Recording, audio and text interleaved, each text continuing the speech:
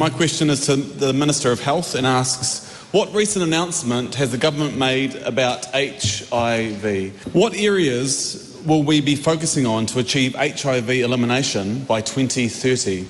Improving Māori health and wellbeing in relation to HIV and increasing equity. I'm confident this plan places Aotearoa in a great position to eliminate transmission for future generations. If we cast our mind back 40 years, the government was warning that we were likely to see disproportionate rates of HIV among Māori, and here we are talking about it 40 years later. It feels like nobody has been listening. Māori were at higher risk of HIV for a whole list of factors, and lo and behold, they are still at play today. So we're not seeing a great deal of improvement. We've got these amazing new these treatments that we can provide to people to minimise their risk of HIV, and Māori are not getting the same access to those treatments as the rest of the population. That's the crux of the matter. For a long time, we've focused very much on certain populations, and for example, men who have sex with men were often the focus of many of our health promotion campaigns.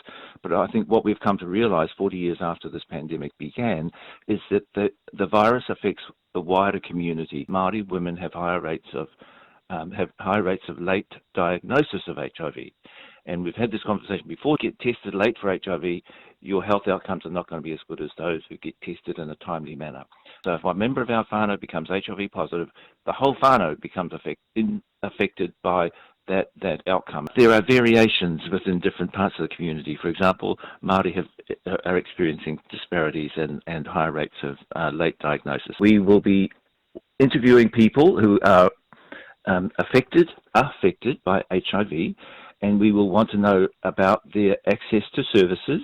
In particular, we want to know about their uptake of a treatment called pre-exposure prophylaxis, otherwise known as PrEP.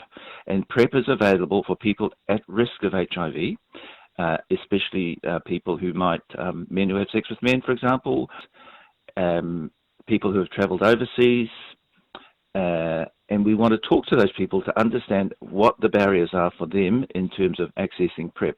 Because if people if they are prescribed PrEP, pre-exposure prophylaxis, that absolutely minimises their risk of getting HIV. I take my hat off to the previous Minister of Health for shepherding this through government. On Sunday, the Prime Minister announced the release of the National HIV Action Plan, laying out our plan to eliminate local transmission of HIV by 2030. Therefore, we're funding an update of preclinical guidance. There's also a new advanced form of PrEP coming on the market, and that requires an injection every 6 months. Whereas at the moment, PrEP consists of taking a pill once a day, and as we know, sometimes it's difficult to remember to take your pill every day. So if we could get people access to injectable PrEP, then that would help to make things much easier for people who are at risk of HIV. What, if anything, will she do to address the growing inequity in rates of HIV acquisition amongst trans, migrant and Māori populations in Aotearoa, as highlighted in the HIV Epidemiology Group's latest report as highly concerning? How else is the government supporting rainbow communities? The goals of the HIV Action Plan will be supported by the strides we're taking across the health sector to improve responsiveness to rainbow communities. Across multiple determinants of health, rainbow and takatapui identifying people experience poorer health outcomes than the general population.